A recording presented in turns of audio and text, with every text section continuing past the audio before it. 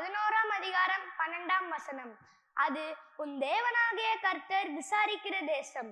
வருஷத்தின் துவக்கம் முதல் வருஷத்தின் முடிவு மட்டும் எப்பொழுதும் உன் தேவனாகிய கர்த்தரின் கண்கள் அதின் மேல் வைக்கப்பட்டிருக்கும்.